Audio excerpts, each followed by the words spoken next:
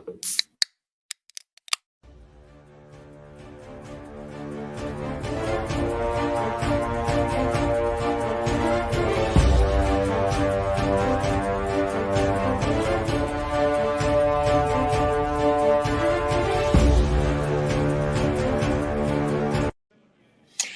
everybody, welcome back. It is the SCB Steelers Podcast presented by DEK Roofing Incorporated of South Florida. And we are very excited. You can see all five. The band is all back together, as they say. We are all here tonight. It's our season preview. We will be looking ahead at what we think the Steelers will do not only this coming week in Cincinnati, but for the entire season. Where do they finish? Why they finished there. Plus, we'll take a stab at our predictions for all the division winners, wild cards, and eventual Super Bowl teams. And, we'll talk a little bit, too, about T.J. Watt, maybe his chances to repeat as Defensive Player of the Year. What about Rookies of the Year? We've got a couple of good offensive rookie possibilities there. Obviously, things have to go right for Kenny Pickett, and by right, who knows what that means. But yeah, lots of things here, and so welcome everybody. It looks like Ian is with child right now, so he's there, and oh yeah, there we go. And Scarp's going with the very educated look tonight. No ball cap and the spectacles. They're blue light glasses. My eyes are bothering me. I should be wearing mine too, as a matter of fact. So yeah. Anyway, I hope everybody's good, and the season is upon us, as they say. The Steelers will open, of course, in Cincinnati on Sunday. It's a 1:00 game, and as most of you know, in the listening audience, the Steelers don't ever leave the Eastern time zone this year. And that's fantastic for a number of reasons. Plus, I believe they have a lot of 1:00 games, which is also very well received most of the time, too. So let's get into this. I am a gentleman, first and foremost, and that means I start with the young lady. Ellie, on a scale of 1 to 10, how excited are you for the start of the NFL season? Oh, a 10. Easily. I love football season. It feels like it's a fall. It's like it has to happen. It's the perfect thing as football season. I love it. Outstanding. And how would you compare it to English football? I mean, obviously, the season there starts a little bit earlier. Do you have that same level of excitement, or are you just much more of an American football person now? Much more of an American football person. The soccer is so long. I lose track of what's happening. I hardly watch any games. I'm a terrible Brit. I really am. Well, you make some good points, though, because it does go forever. I mean, the season ends and they start it right back up again. Yeah. Which obviously for a fan is great, but I totally get it. Scarps, what's your excitement level? And obviously you have a different perspective. You've been there on the end where you're part of the organization, and the start of the season probably means even more work on your load, but you're a fan now, so you got to be pretty excited. Yeah, I'd go with a 7.8, something like that. 7.8. Yeah. He's scoring gymnastics apparently. Yeah. Well, the East Sherman judge gave him some low marks from one of his. Those damn communists, I tell you, every time. 7.8. Okay. One of his categories was marked low. But yeah. Excited, artistic but impression. Also, excited, Ian, but also. Ian, where are you on this? You pretty excited for the season? I'm pretty excited with some tentativeness. I mean, for the last 2 decades, essentially, we've known what we had with Ben Roethlisberger, but there's a bit of an unknown, which in some respects is exciting and in some respects is nerve-wracking because, the difference in the NFL, well, I guess they play 17 games now, but the difference in a normal NFL season between 6-10 and 10-6 is not that much. Yeah. So I guess you could say between, 6-11 and 11-6 or 7-10 and 10-7 now that we play 17 games, whatever you want to say, the difference between winning and losing in the NFL is not that much. So it's exciting. But yeah, I'd say I'm somewhere around like an 8 or a 9, just with that little bit of trepidation, but it'll be fun too. Yeah, I like the way you phrase that. Excited, but a little trepidation. I get that. Mr. Ben Anderson, welcome back after your week hiatus. Where's your excitement level? I'm psyched. I mean, yeah, for a number of reasons. You know, there are people that I'm looking forward to seeing that I pretty much my relationship revolves around the Steelers. When I see them, it's because the Steelers are playing. So, I'm psyched about that, and you know, it's football season. I'm excited about football season. I'm not maybe as optimistic as some of the sunshinier people are about this season. Yeah, like Ian, who was telling me yesterday that Mitch Trubisky's absolutely going to be a Pro Bowler. Oh boy, but I'm just not there, not quite there yet. There are still questions at quarterback and offensive line that give me reason for pause. Absolutely. I'm in that 7, 8, 9 area with a little bit of that trepidation. And as Ian pointed out, the fact that there's no Ben Roethlisberger is just weird. It's been so long, and love him, hate him, whatever, it doesn't matter. He's been there 18 years. But I'm excited too. I'm excited to see Mitch Trubisky or Kenny Pickett or Mason. Okay, maybe not. But you know what I mean. I'm just excited for the new year and to get things rolling, and obviously the NFL kicking off tonight out in LA. So we are definitely underway, and the NFL has scheduled us for a pretty brutal opener. We have to go to Cincinnati, where years ago, guys, we would have been like, all right, going to Cincinnati. This should be a W right here. Well, not so much anymore. They put a pretty good whipping on us in 2 games last year.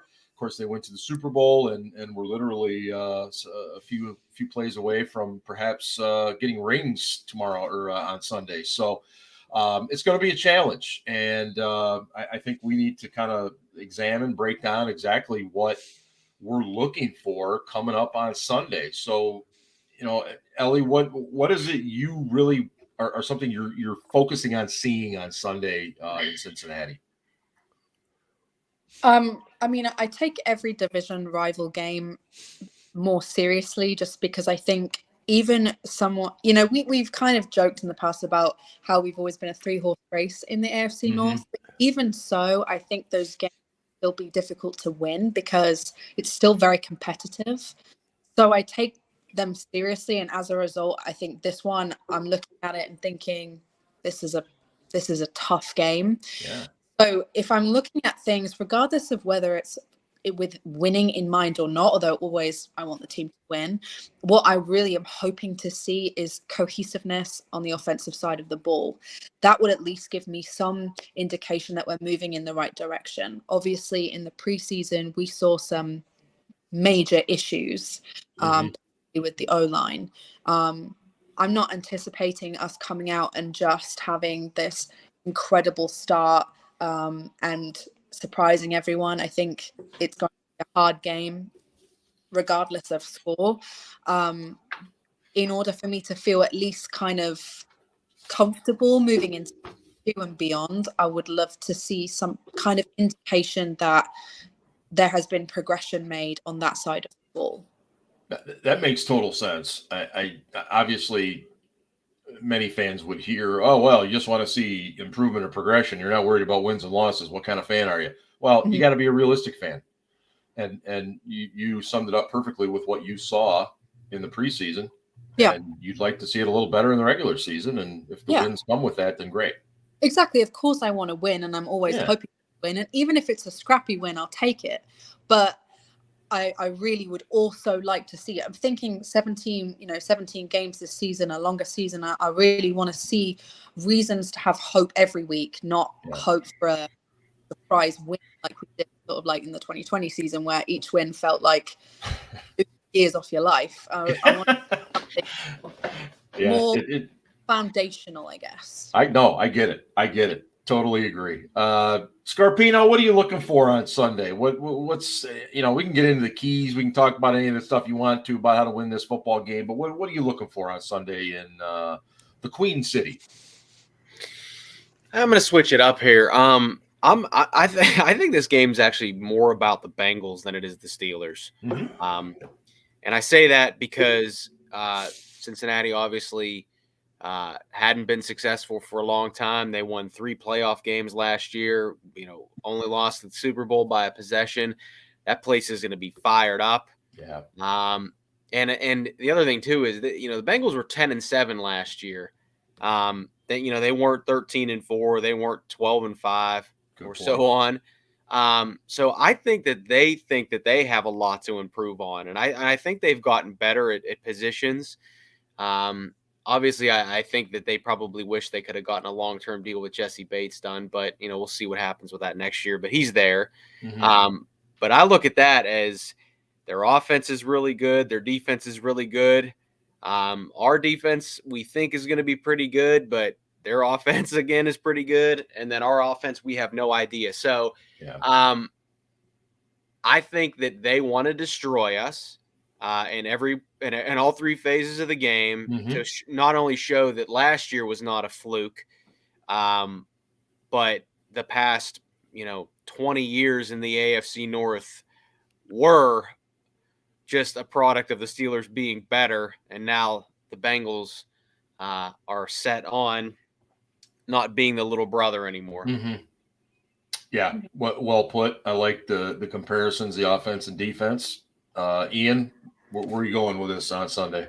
Yeah, so the Bengals did what the Steelers should have done this offseason, which was completely rebuild their entire offensive line. I think only one starter from last year is back with them on their O-line. But that being said, it's a new O-line, and when you rebuild in free agency, you're kind of picking off the scrap heap, so you don't really know what you're going to get. And week 1 is always weird, right? In theory, the Steelers have been able to prepare for this game since the schedule came out in March. So that's, 5 months of preparation, or April, I guess it came out, whatever, 5 months of preparation for this first game. So our defensive line is better than the Bengals offensive line. The Bengals defensive line is better than our offensive line. I think the biggest difference I see in this game is that the Bengals have players at wide receiver, and really I'll say all their offensive skill players, because I'll count Joe Mixon too. Mm-hmm. The Bengals have players at their offensive skill positions that are capable of turning short plays into big plays. That was the big difference in their playoff run. You saw Jamar Chase catching 15-yard passes and turning them into 60-yard touchdowns just by running through the Chiefs secondary. Mm-hmm. That the Bengals have guys that can make those big plays, and we saw a little bit of it out of Deontay Johnson. We've seen flashes of it as a rookie from Chase Claypool, but didn't really see it at all last year. Don't really know quite what we have yet in George Pickens as far as in-game goes. We've seen a lot of him in practice, saw a little bit in the preseason. And Najee Harris, I love the guy, but doesn't have game-breaking speed. He has pounding ability. He has short area quickness, but he doesn't have game-breaking speed. Right. He's not a threat to take it 80 yards to the house. So, I think that to me is the biggest difference in the game, that the Bengals offense can turn any play into a touchdown, whereas we have to kind of work our way down the field a little bit more. And I think that's where I see the big difference in this game, that I think the Bengals get a couple easy touchdowns, maybe on, a missed tackle or a blown coverage or whatever it is. Mm-hmm. And sorry, I got a little into the analysis side. I know you wanted high level to start. That's fine. But I think that's the real difference in the game. I think, we both have really good defensive lines.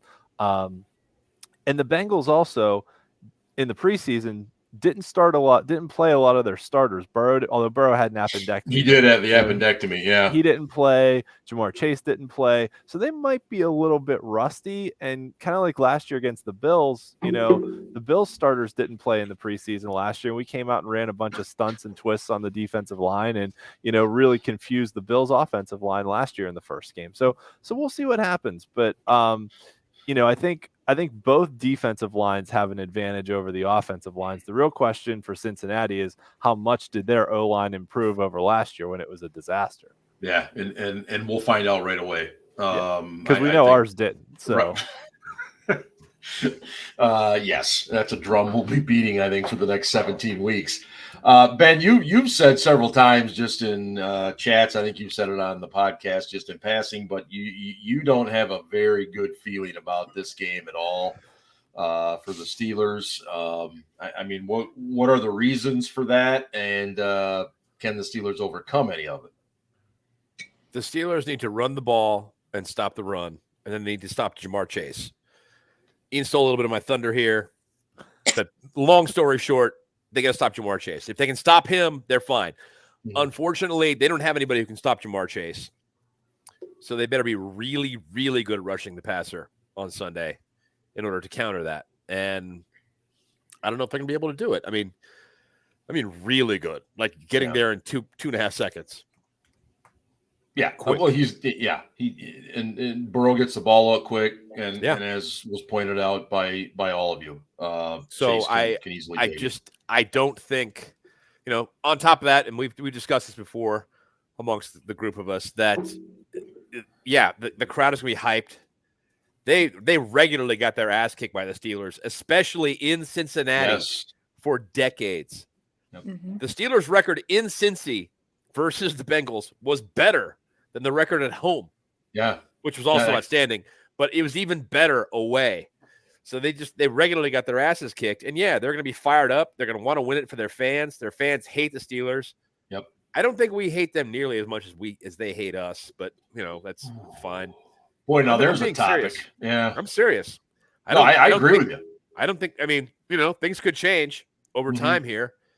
Even when they had all those knuckleheads in the backfield there that were taking cheap shots and all that shit, even then I was kind of like, whatever, fucking Bengals, who gives a shit? When's Baltimore playing? Right. It still never rose to the level of Ravens or Browns in my book. Especially the Ravens. Right. So right. I think they really hate us, their fans, and that's fine. Maybe they should. If I got my ass kicked that often for that many years, I'd probably hate that team too. And the Bengals are more talented, and especially Jamar Chase, man. I mean, that guy. He's a stud. There's no two ways about it. Yeah. It's sick, and that is the difference. And if they can find some way to stop that guy, they'll be fine, but I don't see it. Yeah. Yeah. Let me, before we get on to a little more specifics of the game, let me just once again refer to our friends at DraftKings Sportsbook. Download the DraftKings Sportsbook app now and use promo code TPPN to get $200 in free bets instantly when you place a $5 bet this Sunday. That's code TPPN only at DraftKings Sportsbook, an official sports betting partner of the NFL. And that's another wonderful thing, quite frankly, about college football, the NFL being back is wagering. And Scarps, I know you don't do any of that. I quit. You hate those parlays, especially. Quit. You've gone cold turkey. You on the wagon now? No, hey, man, that was the old me. You're not. That was the old me. The old me. He's turned over a new leaf, everyone. He's turned over a new leaf. I don't. We've talked about it a lot on this show, and I don't want to kill it too much more than we need to. But there was a very weird situation this week when the Steelers depth chart came out, and it listed Mason Rudolph as the second, Kenny Pickett as the third, and Scarps got so excited, he was giddy. and I told you guys. It led, for those of you that either are on Twitter or not, it led actually to Steelers Twitter trending. Okay, just the phrase Steelers Twitter was trending because people were going literally ape shit over this. So 24 hours later, we find out, oops, there was a clerical error. And it's actually supposed to be Kenny Pickett as the backup and Mason as the third guy. Ellie, at the end of the day, did they get it right? I mean, obviously they got it right, but I mean, from your point of view, is that the way it should have been anyway? Probably, yes. I'm sure clerical errors happen. I can't remember the last time I ever remember that happened before, but yeah, I suppose in theory, yes, they have it right now. I think it would say a lot if you expend your first round draft pick and then put him third on the lineup, on the depth chart. I suppose that's saying something. And I certainly don't feel that he played like a third string QB in the preseason. So I do feel they've made the right choice now. Now, Ryan, you never once in your time with the Steelers organization made a mistake. And okay. I mean, obviously, you know what happens when not that like bad. No. When something like that goes down, it's pretty chaotic and it sucks. But be that as it may, I wrote a piece today for the website steelcityblitz.com. Shameless plug. Did you copy and paste it from a previous article? Well, actually, I did not. Well, anyway, where you know what, and I wrote it because I think Mason Rudolph has handled himself, as we've all said, whether we like him as a player or not, he's handled himself very well. And I thought, okay, let's just kind of go back through a list of things that this guy has been through. From no quarterback coach to getting knocked out by the Ravens, the goofy helmet with no face mask look, then Myles Garrett. I mean, it was one thing after another for this guy, and I don't know that we ever really gave him a fair shot. And Ryan, you supported him. I mean, put yourself in his position right now. What's he feeling sitting there as the third guy? Yeah, I mean, it has to be hard. Going back to the depth chart, we talked about getting it right. They got it right because they're starting Mitch. Yeah. Mitch should be the starter. All right. After that, I really don't care. But when it comes to Mason being the 3, then to me, this is another thing. That whole quarterback competition, that was all bogus. There was never a competition. And I joke, and I'm not necessarily saying I joked on here. Right. Wow, another big play for the Bills. I said that Mason's going to start, be first team at OTAs, and I think he was, and like he did hung around, and I give Tomlin credit because I think Tomlin, understood that his circumstances, in his career and whatnot, mm-hmm. But it just has to be hard for him. But he's been constantly, he's been constantly kicked in the balls for ever since he was drafted, and he just keeps coming back. From starting it off of, we had a 3rd round grade on him, which should have never been said publicly. First round grade. Yeah, or sorry. I cited that in the article twice. Yeah, that was first the huge round mistake. grade.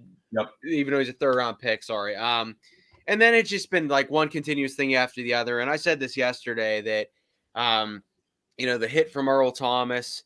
The Myles Garrett game, he was not playing bad before the Earl Thomas hit or even before the Garrett game. And even in the Garrett game, Connor got hurt. Juju got hurt. He was throwing to Johnny Holton and Tevin Jones and Jalen Samuels. But whatever, it's what it is. No, I don't think he's a great starter. I think he's an okay backup. But the thing is, Steelers fans made it more about football with him. And I don't understand where that came from. I don't think Ben was the greatest teammate to him. Ben never gave him a stamp of approval, and I do think if Ben would have, that might have helped.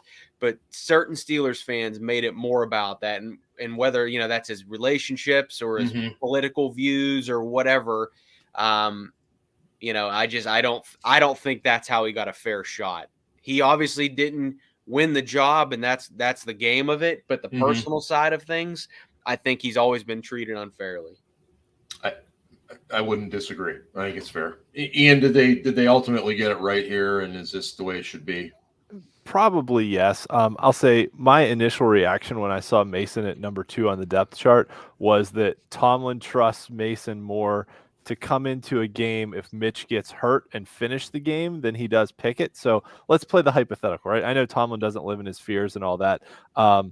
Let's say we're winning a game and Mitch gets hurt, and you want someone to come in and finish off the win.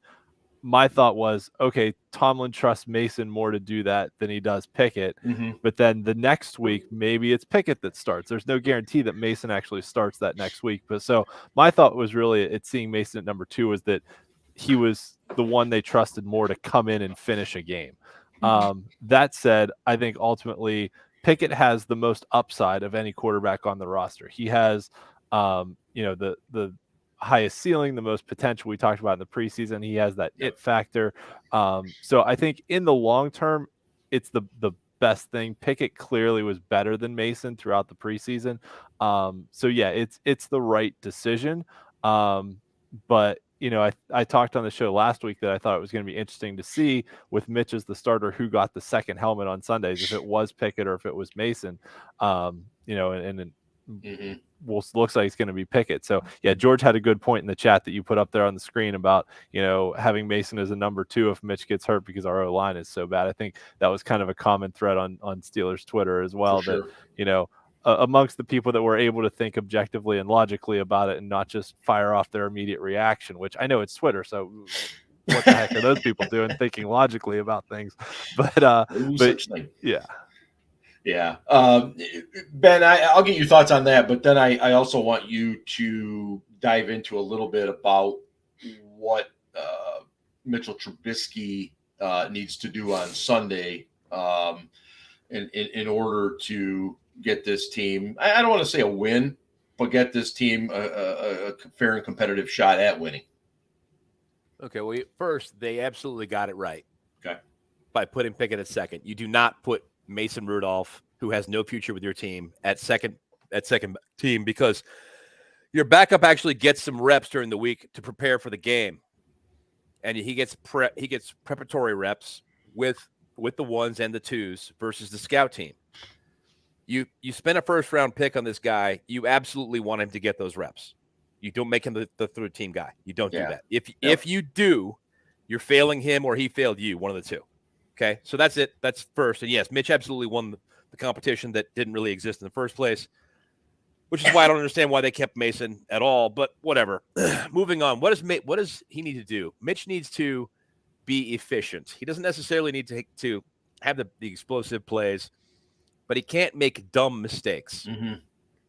He's got to put the ball where his guys can get it and make plays and just be efficient. Be a game manager. And, maybe occasionally bust something out that's, off script and it converts a third down. But other than that, just stick to the script, roll with it, be the guy. And if he can do that, they got a shot. Yeah, I like it. Let's flip it over real quick and just talk defensively. You guys all kind of mentioned a little bit about Jamar Chase and what's got to be done there. We know that traditionally TJ Watt has not always been himself on the road, I should say. With such a lack of depth, I mean, Ryan, how big is he going to have to be on Sunday? Is he going to have to make a splash play or two? Yeah, I mean, it's hard to ask more of him, but yeah, that's a good point. I have said this though. He has 50 career sacks at home, 22 career sacks on the road. He has 2 career sacks in 5 games at Cincinnati. Last year in the second half of the season, when it came to road games, he struggled. He didn't have a sack in the Minnesota game, the Cincinnati game, or the Chiefs game. Again, reigning defensive player of the year, but I mean, the guy's going to have to be. Oddly enough, he has 4 career picks. They're all on the road. He's going to have to do. He's going to have to do something because I really, really don't know what to expect from this offense. So, Ellie, he did have a nice game week 1 last year away. He did. Yes, and it's week 1. So, anything can happen. Fingers crossed. Yep. Right. Amen. Ellie, besides TJ Watt, I mean, is there one other defender that you are looking at and saying, hey, I need to have a big game for you right now? This you? Yeah, Minkah Fitzpatrick. Wow. Okay. He's just been paid, and I think with what we can only hope is a more successful. I think one of the drawbacks, and I saw a lot of people talking about with Minkah last year, and I hope I'm wording this correctly, is a lot of it was with people having issues on what appeared to be regression from him last season was actually the fact that he was playing too many roles, filling too many spots. So this season, what I want to see is him being able to play his part and only his part as effectively as possible. That's the person I'm thinking of for Sunday. Oh, that makes perfect sense in my book. Ryan, defensively, who needs to be the guy? If it's not TJ or Minka. Oh my God, I can't believe I'm going to say this. Boy. Devin Bush Jr. If there was a friggin' moment when this dude could say, you know what, I am worthy of that first round selection. Because again, Joe Mixon's a really good running back. They got Hayden Hurst, who's a really good tight end. Yep. And they got those playmakers. There is no room for error. There can't be any missed tackles. There can't be any getting blown off blocks. I mean, I'm sorry, but if you can't handle Hayden Hurst, who's a good football player, yeah. But you're also a first round pick, so step it up. It's step up or step out at this point for Devin, I think, and we all kind of know that. So, Ian, we've talked Watt, we've talked Minka, we've talked Devin Bush. So, who outside of those three guys needs to step up on Sunday defensively? Oh, I'm not hearing you, Ian. Larry Ogunjobi. Larry Ogunjobi. TJ's going to get doubled. Cam's going to get doubled. So Ogunjobi's going to have a lot of single teams on, single team blocks. And if he can beat those and do what he does best, which is penetrate and get into the backfield, can slow down their outside zone running game. And like Ben talked about earlier, you got to stop the run. You got to stop Jamar Chase. You got to get penetration and force Burrow to throw quickly. And we know TJ can do it. We know Cam can do it. But those guys are going to be seeing a lot of blockers coming their way. They're going to see chips. They're going to see double teams. They might see triple teams. Cam saw some triple teams last year. So I think Ogunjobi and Alu as the other guys on that defensive line are really going to have to be the ones to step up and fill those gaps, especially in run defense that were wide open last year. I agree. Totally agree. Makes good sense with the double teams, Watt, Hayward. I'm going to say Cam Sutton. I think Cam Sutton's got to have a good game. I think if he gets dumped into the slot, he's going to have to play well there. If he's on the boundary, he's going to have to be good there. It's a lot of pressure on him. And, I could have easily said, what about Levi Wallace, Kello Witherspoon, whoever's lined up across from Jamar Chase. Maybe that's what I just should have said altogether. But, that's got to be one of those corners, has to come up big at some point to keep us in this game on Sunday. So I would like to move to the Steelers season, where you think the Steelers are going to finish in 2022. Ben, I'm going to start with you and just tell me what your record prediction is and why. I think they're going to win either 8 or 9 games. Okay. It's going to be right around that 500 mark, and it's going to be close. And it's going to be rough sledding early, guys. And, people are going to have to be patient this season because the first 6 games, not every game, but the first 6 weeks is pretty brutal by NFL standards. And this is the time of year when the teams you're going against, for the most part, are healthy, 100%. And you are too, but if they're better than you are, and on paper, at least, most of those teams are better than the Steelers, it's going to be rough. It just is. And people are going to point at Mitch, of course, because Pickett's behind him, and they're going to point at the offensive line because they're not very good, and Tomlin because they always do that. And the reality is just that this is still a team that's gelling. They have not come together yet as a group. Defensively, those guys all know each other. I'm not going to give them as many excuses, but the offense is still a work in progress. And if you can't score points, you can't win games. So at 9-8, let's assume, do you think they make the postseason? Yeah, they'll make the postseason if they win 9 games. And because there's the 7th team, the additional wild card team. Yep. I mean, as Ian has pointed out numerous times on this show, if they had a 7th team since Tomlin started coaching, he would have been a playoff. He would have been a playoff guy. He would have been a playoff coach.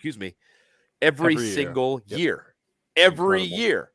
So my point is that there's going to be one team every year that has no business making the playoffs that makes it.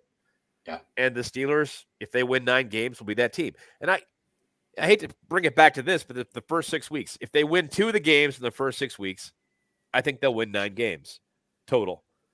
If they only win 1 game in their first 6 weeks, which is I think is entirely possible, the Jets, then they'll only win 8 games. So, Yeah, I see. Yeah. It's not going to be pretty, I'll just tell you. I mean, the second half of the season, you think they're going to lose to the Browns? Will give us some hope. I think it's entirely plausible given the Browns' running game and the fact that the Steelers haven't been able to defend the run in a year and a half. It's going to be a different Browns team than what we saw in that home finale. The Browns' offensive line is very good. Yeah. The Browns' running backs are very, very good. The Browns were toast when they came into Heinz Field last winter. Yeah, they were. They got behind, and that was it. And they just didn't care. They were like, whatever, going through the motions. Ben Roethlisberger, Ben's last game. Yeah. We're just going to give him a gift. We're going to half-ass it all the way through. Blowout in LA. Yep. And that quarterback was beaten to shit and shouldn't even have been playing. Yeah, 8 sacks? Is that how many times? No, he was fucked up before that. Yeah. Scarpino, I'm putting you on the spot. What do you got for the Steelers record 2022? It's not that bad. 8-9. I'm on it. 8-9. Tomlin's first losing season. Everything Ben said. Brutal first start of the schedule. Okay. I would also say too, and this is just me. The other teams have players and coaches that want to win too. They have off seasons too. They have drafts too. They have preparations too. I understand the Steelers have been pretty consistent since the early 70s, but that doesn't always mean something. And I know Tomlin has always been a playoff coach if they had that 7th team, but I think the AFC is loaded this year. It is. And I just, maybe 9-8 gets you in, Ben. I'm still going 8-9, and I think that they will finish last in the North. Okay, please send all your hate mail to wow. Scarpino. I wasn't going to say last. I think the Browns may finish worse, but okay. Yeah. All right. Miss Ellie Finnerty, where do you think they finish? Oh, now I feel like too optimistic because I was going to go with 10. You go with whatever you think. Follow your heart. Yes. I'm following my heart to 10. 10-7. 10-7. But I absolutely agree with everything Ben said. And it was pretty much what I was going to say about this is a team that is still gel and come together. This is a really hard beginning of the season. And I do think the word of the season should be patience. I think it is going to be a tough first few weeks, and calling for the heads of certain people is only going to result in calling the heads of their replacements in a few weeks' time. So just caution people to give people an opportunity to feel this out. Everybody is trying under a new... I think this might be the situation where you maybe realize the lack of Big Ben might be more obvious than maybe we realize. Oh, yeah. And I'm anticipating that for the first few weeks. Going to give people their due to figure it out. Doesn't mean that I'm going to like egregious errors and such like that, but I'm prepared to give people some time to figure their stuff out. But I'm going to be optimistic because I always am. And I'm gonna say 10-7. 10-7. Okay, yeah. So we've got 3 different ones, 3 different people, 3 different records. So Ian, you're on the spot now, buddy. Yeah, 9-8. And we'll move on from that. No, why? I want to hear why. Why? I think I'm kind of right in the middle of where everyone else is. My gut says that they're slightly better than 500 team. I think. I actually think I'm going to go out on a limb here that they're going to start 3-1. They're going to beat the Patriots, Browns, and Jets, but then they're going to lose 4 in a row to the Bills, Bucks, Dolphins, and Eagles going into the bye week. And then coming out of the bye, they beat. They're going to beat Bill Belichick. Yeah, Mac Jones sucks. Yeah. Okay, go ahead. Explain. Go ahead. Okay, so you go into the bye week 3-5. Yeah. Everyone wants Tomlin's head for losing 4 in a row. Of course. Then you come out, beat the Saints at home. That's 4 wins. Lose to the Bengals. Go win in Indy. Go win in Atlanta, who might be in the mix for the number 1 pick this year because they're terrible. Split with the Ravens down the stretch. Don't know who wins what, but split with the Ravens. There's another win. Okay. So now we're up to 7. Carolina sucks. That's 8. There's no friggin' way we're losing to Vegas on the Immaculate Reception Day when they're retiring Franco Harris's number. So that's 9. And then, the last game against Cleveland, who knows? Maybe I messed up one of those games and that's a toss-up. So there's my 9 right there. Okay. You laid it out. I mean, it's I get it. And do you Ian, have you're already drinking the Kool-Aid, man. It's well, do you though, Ian, do you have them in the postseason at 9-8? No, I do not. You do not. Really? No. So you have another team winning 9 games and getting in? Yes. So, I mean, here's the thing. The AFC West is stacked top to bottom, but all those teams have to play each other twice. So right. I don't think any of those teams are going to finish with as good of a record as they should on paper with the quality of their team, right? So, like, in theory, on paper, you look at the Chiefs and you're like, this should be an 11 or 12 win team. You look at the Chargers, you're like, this should be a 10 or 11 win team. You look at the Broncos, you're like, this should be a 10 or 11 win team. But they all have to play each other twice, so they're not all going to win double-digit games. Some of them are going to move back to the pack a little bit. But at the end of the day, no, I think the AFC is really deep. But I think you got teams like, Cincinnati, who is clearly better than Cleveland, and a toss up with Baltimore. But I think Cincinnati still gets into the playoffs this year. I don't think they win the division. I think Baltimore does. I think Lamar comes out playing for his contract and has a massive year, as much as that pains me to say. But I think Cincinnati gets in. I think Denver and LA get in. But don't forget, like, Indy and Tennessee both get to play Houston and Jacksonville twice, who are terrible.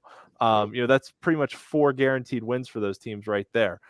New England and Miami both get to play the Jets twice and play each other. So, I think like Indy, I would put ahead of the Steelers, the Chargers, the Broncos, the Bengals. Are the we doing Chiefs. Playoff teams later? Yeah, we'll get to that. Ian's jumping the gun. I'm jumping the gun. I was the Ian last drank one too on much this of anyway. that Steelers Kool-Aid already, man. Yes. So yeah. All right. There's my playoff teams. Buffalo, I want to hear more about Tennessee, all right. Buffalo, Baltimore, Tennessee, Kansas City is my division champs. Cincy, Denver, Chargers is my wild cards, and then Indy, New England, Pittsburgh, and Miami are also in the mix. But it's deep, and it's going to come down to tiebreakers. And I have us winning 3 of our 9 games against NFC teams, which hurts you in the tiebreakers, because you don't win as many conference opponent games. Okay. So there you go. So we've got 2 9-8s, a 10-7, and an 8-9. Outstanding. All right. Very good. What's yours, Mark? Did you say? No, he didn't. I have looked at this thing 8 ways from Sunday, and I keep coming back to the offensive line. I cannot see this offensive line winning more than 8 or 9 games. I just can't. Yeah. I think they'll make some plays. I think the defense will make some plays. But I think what's going to happen a lot of times with this team this year, the defense will give them short fields. They'll get a few big plays to get short fields, and we will bog down in the red zone. And Chris Boswell is going to kick 62,000 freaking field goals this year because we just can't run the ball in the red zone. And so therefore I'm going to go, I think it's going to be 8 and 9. And so, that'll be the first Tomlin under 500, as everybody knows. Obviously I want 17-0, but hope I'm wrong. But yeah, I mean, I want to be wrong. But I just don't see it. And we always lose a couple games that we shouldn't. We always win a couple games that we probably shouldn't. I mean, it's just the nature of the beast. And that gets me to right around 500. So, you talked about this before, but Bill Cowher used to always say the difference between 6 and 10 and 10 and 6 isn't that much. Oh, it's you're talking some plays, handful of plays, quite often, and that figures right into what I'm saying.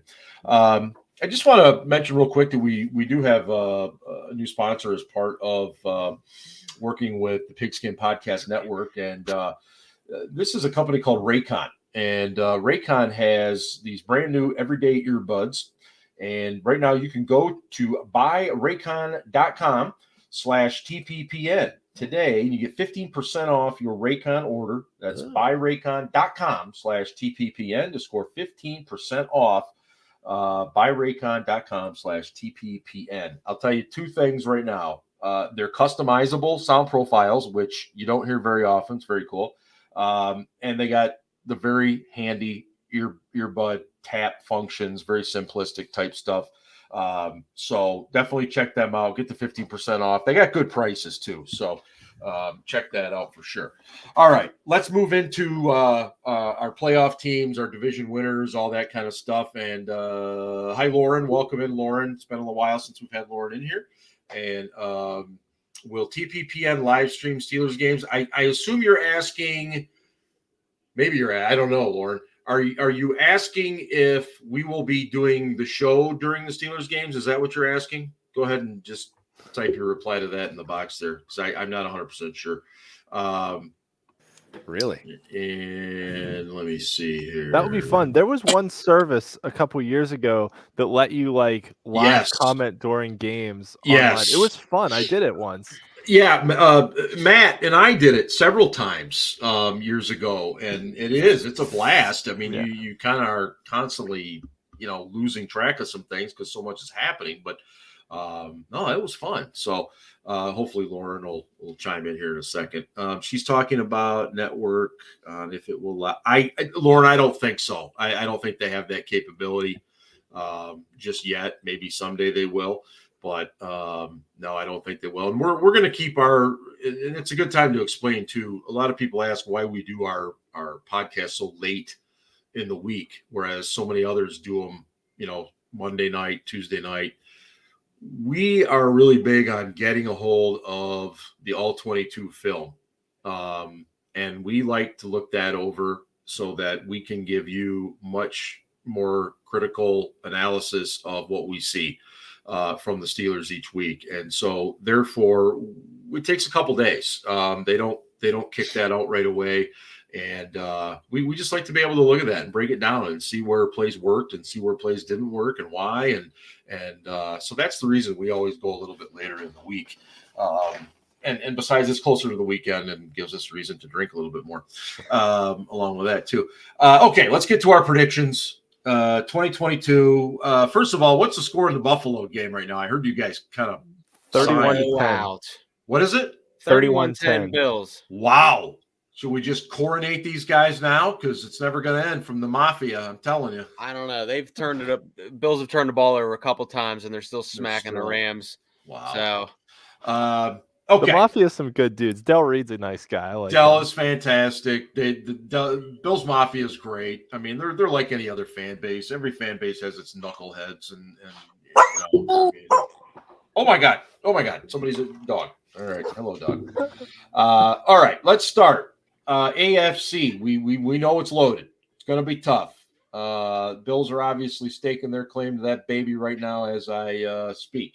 Ellie Finnerty, who do you like in the AFC East? I would maybe ask me second because I'm about to get. I will ask Ryan Scarpino who he likes in the AFC East. Bills.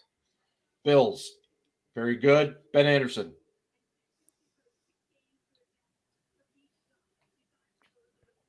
Is Ben listening? Okay, then. Ben is thinking. Bills. Sorry, I was muted. Oh, that's quite all right. I'm making sure he wasn't choking. Yeah. Ellie, are you ready?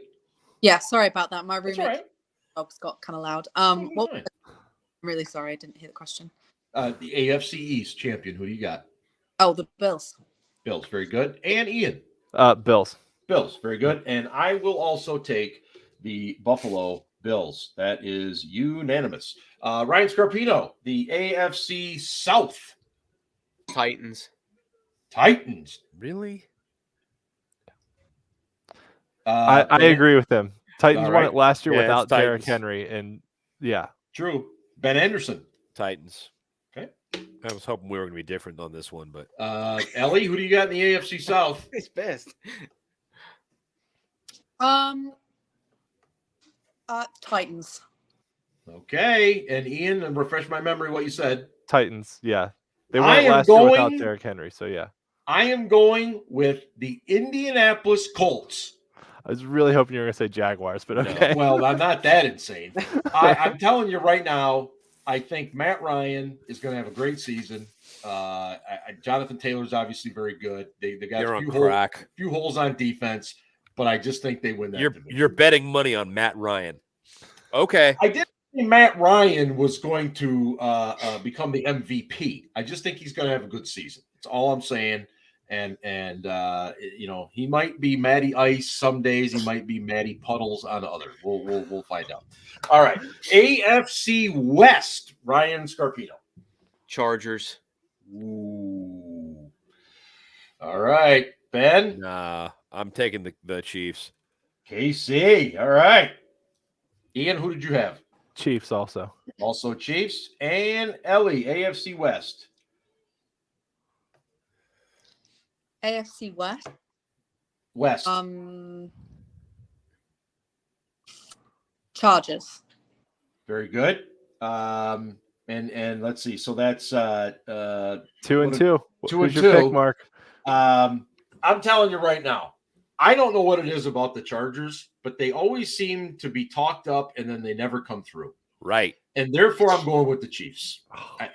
I was hoping you'd say the Broncos. That would have been so much fun if you picked someone off or the Raiders go off the board. Nah, I considered it briefly, but I just think there's too much talent still in Kansas City. And then that leaves us with the AFC North. Ryan Scarpino, who do you got winning the AFC North? Oh, here we go. Ravens. Or the Rats. All right. Ben? Bengals. Okay. Ellie? Oh, Ratbirds. Who? The Ratbirds. Ratbirds? Okay. All right. And Ian, refresh me? Yeah, I said this earlier, but as much as I hate to say it, it's the Ravens. All right. I think it's Bengals. I think this contract thing is going to hang over Lamar Jackson. I just do. And I mean, obviously, I think he's a good guy. I want the best for him, except when he plays the Steelers. But I just think it's going to hang over him a little bit if they don't get this done by tomorrow. Okay, so in the AFC, there's your 4 division winners. Who are your wild card teams, Ryan Scarpino? There are 3 of them now. Bengals, Chiefs, Broncos. Bengals, Chiefs, Broncos. Outstanding. Ben Anderson. Chargers, Ratbirds, Steelers. Chargers, Ratbirds, Steelers. 3 teams from the AFC North. Ellie. Steelers. Okay. Chiefs and Broncos. Wow, another Broncos. Very good. Ian. Bengals, Broncos, Chargers. Colts just miss. Okay, very good. Then I'm going to go ahead with, I think the Titans will get a wild card in the South. I think the Chargers will get a wild card in the West. And unfortunately, I think the Ravens will do just enough to get a wild card in the North. And there's your AFC. So who is coming out of the AFC, the American Football Conference? Ryan Scarpino. The Denver Broncos. What? To go to the Super What a Bowl? pick. I applaud that pick. Wow, that's a strong bold. pick. I love it. Ben? I'm going to go with the God, I'm torn. Chiefs, Bengals. I'm going to go with the Chiefs. Okay, very good. Ellie? I think I said it last week. I think this is going to be their year if it's going to be any year. So I'm going to go with the Bills. Very good. Ian, your AFC Super Bowl team. Buffalo. I concur. If it's going to happen for those fine people in Buffalo after going 0 for 4 in 4 straight years back in the 90s, this is going to be the year. Everything's there for them. It's set up. It's got to be the Bills coming out of the AFC. That takes us over to the NFC. The NFC East, Ryan Scarpino, who's your winner over there? Eagles. He likes the Eagles. The Eagles. Ben, who do you got in the East? Cry Boys. He's going with the Cowboys. And Ellie? I don't want to say it, but the Cowboys. All right. And Ian? This might have actually been my hardest pick because the Cowboys' offensive line is trash, but they have a better quarterback. But I think Philly improved a lot on defense in this year's draft. So I'm going to go with Philly just edging out the Cowboys. Very good. And I will also take the Eagles of Philadelphia in the NFC East simply because I hate Jerry Jones and I'll do anything to make sure he doesn't make the division championship. In the NFC South, Ryan Scarpino. Saints. Whoa, he's on the Saints bandwagon, baby. Ben, who do you got? Tampa Bay. Tampa Bay Brady's. Yeah. Who do you got? The Bucks. The Bucks. Very good. Ian? I don't know what it is about the last 20 years in the NFL that when teams are in a division with Tom Brady, they just lay down and do the stupidest shit fucking possible. The AFC East did it for years, and now the NFC South is doing it. So I'm going to go with the Bucks. That was brilliant. Well, You're personal. absolutely correct. That was It is personal at this point. Yeah, that would be the number one reason I'll go with Tampa Bay. Their offensive line has been completely decimated by injuries, but I don't care. It's still Tom Brady. He's still a good quarterback. Yeah. And, Saints under Dennis Allen, I don't know. I like the Saints. I think they got some great receivers there and everything, but I don't know. So, yeah, I'll go Bucks too. NFC West. NFC West. Is it me? Yeah, Ryan, go for it. 49ers. The Really? 49ers. No fucking way. Woo! Ben? The Rams, the team that's getting spanked tonight. They look terrible. Their They do line against is- this team. It's Yeah. week 1. It's week 1, baby. Week 1. Okay. They'll win their division. All right. Okay. Ellie, who do you got? This is a hard one. Yeah. Watching them now, I don't. I know. It's hard not to. It's week when 1. they're getting Yeah. hammered. Yeah. that and be like, that's what they'll be like for the rest of the season. But I mean, I'm gonna say the Rams. Okay, very good. And Mr. Ian. Also the Rams. Also the Rams. I will go ahead and say the Rams as well. McVay, although he young guy and everything, but he's pretty talented at what he does. He'll get that ship righted pretty quickly, and I think they'll be all right. And then we have the NFC North. NFC North. Packers. Quickly, Scarpino goes with the Packers. Yeah. And Anderson. The Green Bay Aaron Rodgers is Just too good. He's just too good. Ellie? Green Bay Packers. Wow, 3 Packers. Ian? Packers as well. Okay. Minnesota's better, but they're not good. Right. I think they're better. I just don't know if they're that much better. I So don't get the Vikings hype at all. I mean, But- they're like I said, they're better, but they're not good. I don't see Yeah. that. Yeah. I think the Vikings hype is that they finally got rid of Mike Zimmer and has a coach with it, that actually knows how to run an offense. Yeah, you're exactly right, Ian. Yeah, I too will take the Packers. So, what are your 3 wild card teams here, Ryan, from the NFC? Got Buccaneers, someplace. Cowboys, and Cardinals. Whoa! All right. The Rams do not make the playoffs. Holy shnikes! Wow. Now there is a bold prediction. I am all about bold predictions. Ben Anderson, your 3 wild card. I'm teams. talking like 09. Don't see that. 09 Steelers not making Wow. I'm feeling like that kind of year for them. Okay. Wow. All right. Okay. I got the Vikings, the Cardinals, and the Eagles. Vikings, Cardinals, Eagles. Very good. Ellie. Eagles, Saints, Cardinals. Wow. Mm-hmm. Okay. Ian. So, unlike the rest of the crew, I am not a believer in the Cardinals. I'm going to go with the Saints, Cowboys, and 49ers with Minnesota just missing. Okay. Very good. Now, that's interesting. You said just missing. So I will go with the Vikings.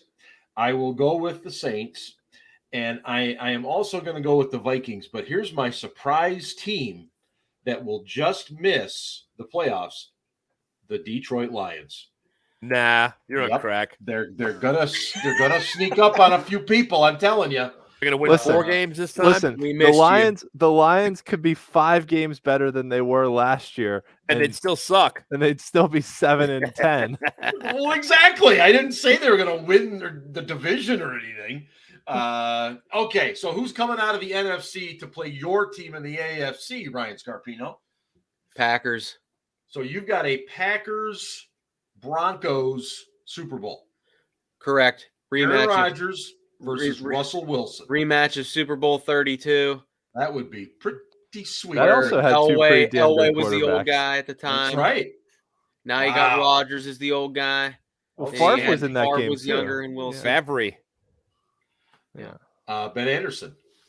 Coming out of the NFC, I got the Tampa Bay Tom Brady's. Wow. Okay. Look at Lauren throwing in some Alex Ovechkin stuff, man. Look at this. I love it. Alex Ovechkin has a cup. Yeah, but for most of his career, he came up short in the playoffs. Right. Couldn't get past the Penguins. Ben, who did you say they're playing? Your 2 teams in the Super Bowl? I'm sorry. The Tampa Bay Tom Brady's. That's right. And the Chiefs. So the Bucks Chiefs, they've had some good games in recent years. Obviously a Super Bowl, but I think they play in the regular season again this year too. Do they?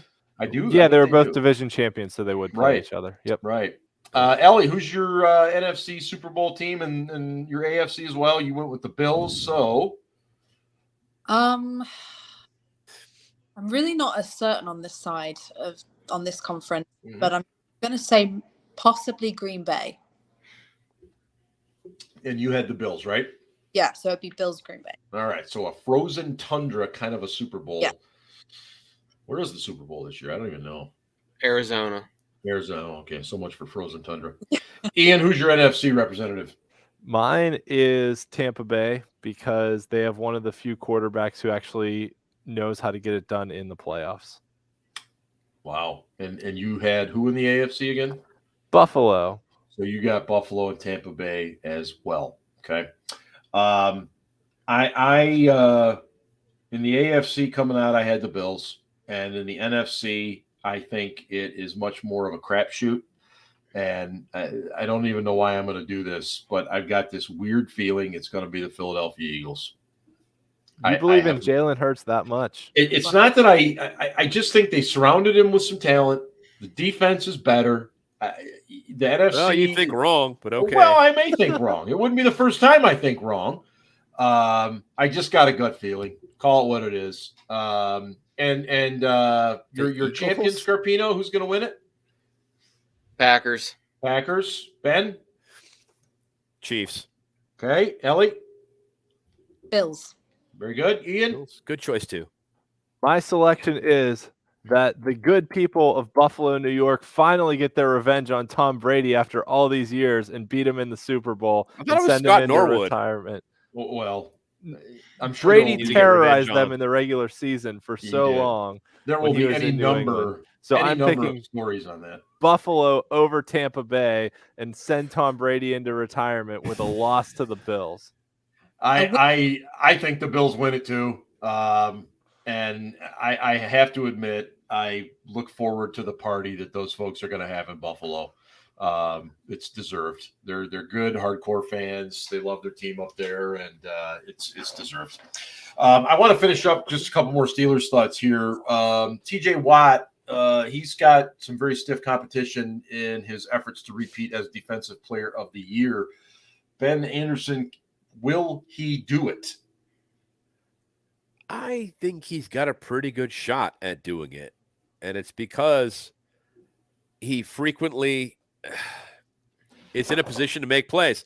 Yeah. I don't want to say that they scheme him into position, but they kind of do. Mm-hmm. And they even do on passing plays where they put him in a spot.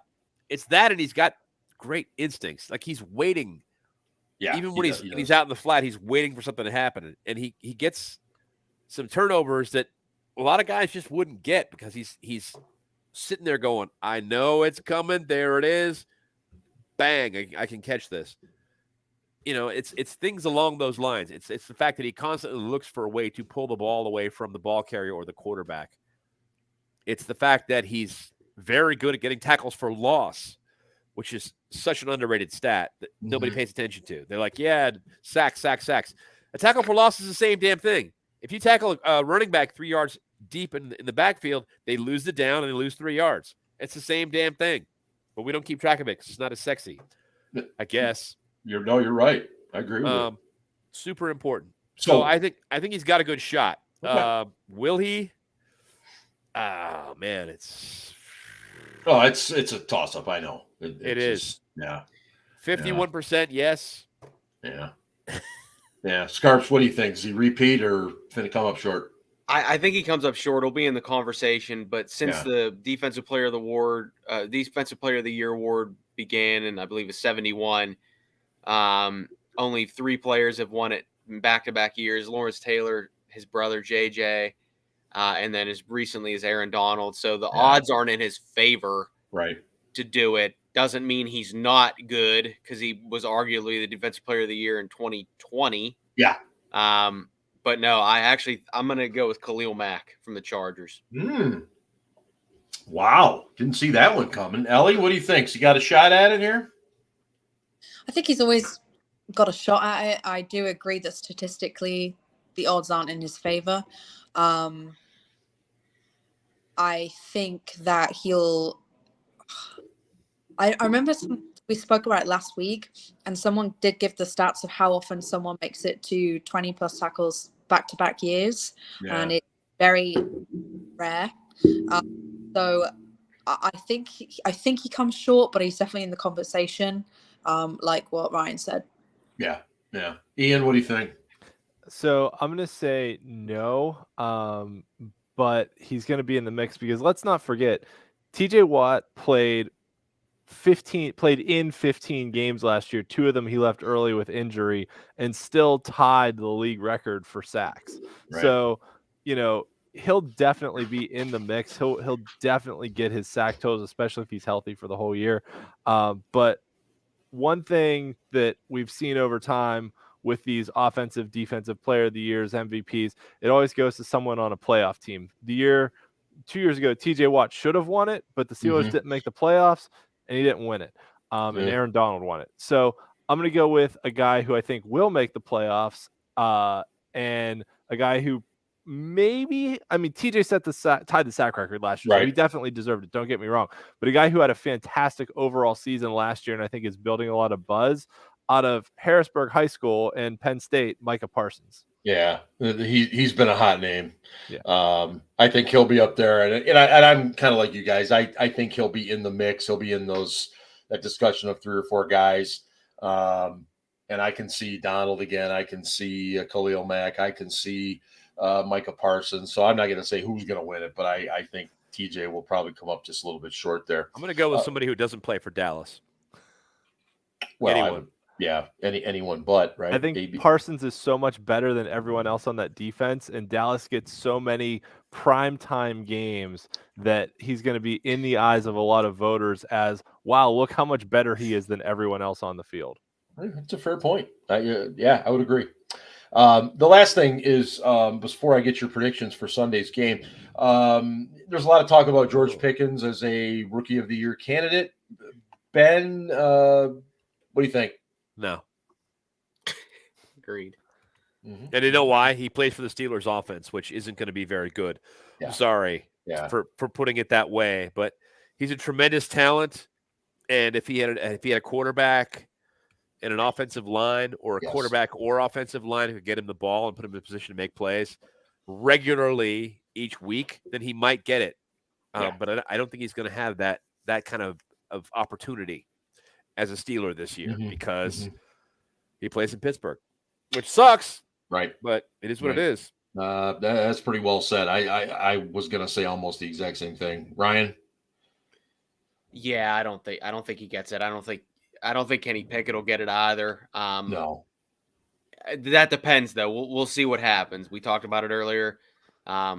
If the Steelers struggle, people are going to ask for Pickett. But no, I think a guy like Chris Olave from the Saints, or kid from the Jets, Breece Hall, or Drake London, he's at Atlanta. Somebody like, I think they have better chances because I think that they're going to be more Well, I don't know. I would say more used, but if I know what you mean. Deontay's out, Pickens might see some more work, but I just don't think that's a good bet. Yeah. Okay. Ellie, what do you think? I think through no fault of his own, no. Mhm. Hearing pretty much what the guy it's not the standard that we're seeing on the offense at the moment is not set up for him to be able to showcase himself at his best. I don't think having the most play time is going to result in the best outcomes for him just because of what he's got to work with that line, and one or potentially two QBs both new at in this team, one being a rookie. I just think that is a lot of factors that play into building a cohesiveness that is necessary for wide receivers to showcase their best. So I think full short. Well said. Well said. Ian? I think the issue with Pickens is that he has a lot of competition at wide receiver. There's a lot of good. This was a really good rookie wide receiver class. Mm-hmm. No running backs were drafted in the first round. Only one quarterback was drafted in the first round. Quarterbacks always have an inherent advantage in any of these awards just because they're the guys with the ball in their hands. Like Kenny Pickett could come in at the Saints game and start 8 games, and if he goes 6-3, have a better chance at winning the award than George Pickens would if he plays a whole season just because he plays quarterback. And it's just the premier position. I would honestly love to see like one of the offensive linemen win it this year because there were some really damn good offensive linemen that were drafted this year. Like, could you imagine if Charles Cross won the Offensive Player of the Year award? That would be incredible. But it wouldn't happen. It's not going to happen. It's going to go to a skill position player. But I think Ryan hit the nail on the head that, you know, if Pickens comes out of the year with comparable stats to a guy like Chris Olave or something like that, and, you know, the Saints make the playoffs and the Steelers miss it. And plus with Olave in New Orleans, they've got a quarterback in Jameis Winston who's a gunslinger, who's not afraid to just fling the ball over the yard down the field, you know, let his guys make plays. So Olave's going to have a bunch of big, long touchdown plays this year, and I don't know if Pickens is going to have those highlight reel plays that you need to get on people's radar. Yeah, that's a good point as well. I can see that happening. All right, guys, before we get out of here, I need your predictions for Sunday. Steelers at the Bengals, 1 p.m. What the hell's their new stadium called? Fine. What'd you say? She said Heinz. My bad. Funny. I don't even know what the hell they call it. Does anyone want to go first? I'll go first. Anyone? All right, Scarp, let it rip, man. Steelers at Bengals, 1 p.m. Sunday. What do you got? Yeah. It's week 1. Anything can happen. Steelers beat the Bills. Steelers beat the Bills last year, and you know, one thing about that game, people remember, is that the Bills missed chances early. Yes. Josh Allen had a wide open Emmanuel Sanders for a bit. They just talked about it on this opening kickoff. Isaiah McKenzie had a 75-yard kickoff return on the opening kick, and the Bill like so. You know, good for the Steelers for doing that. Anyway, I don't see that happening on Sunday. I think it's going to be very annoying. I think it's going to be a 10-point game most of the game. And then I think that eventually it'll end up 31-17, something like that. Okay. Bengals. Very good. Very good. Oh. And what happened to your first play pick 6 prediction? I'm still going to say Bengals. Okay. All right. I'm going to stick with it. Bengals defense. Fine. Bengals defensive touchdown. Bengals pick 6 on the first. Did I say first play? I don't know. I drink sometimes. You did once. I'm still going to stick with a Bengals special teams or defensive touchdown. I think that there's going to be a splash play somehow. And it's going to be like Mike Hilton, and he's going to wave bye-bye, and all the Steelers fans are going to get so pissed off. Okay, Ellie Finnerty, what's your prediction? I predict a lot. I predict I don't even know if I predict a particularly high scoring game. Okay. But I think it will be, just because division games always feel a little bit grittier, a little bit on the worst days. I think you at least attempt to bring out your best on a division game. Okay. but I think it's going to be a loss. Okay. All right. Very good. And Ben disappeared, so let's go with Ian. Yeah, I'm getting like 2011 against Baltimore vibes from this game, which I mean, we talked about, Ryan had a great point at the beginning that this game is more about Cincinnati than it is about us, and that, we've beaten the crap out of them for so long that they I think they really want to come out and kind of flex their muscles on us.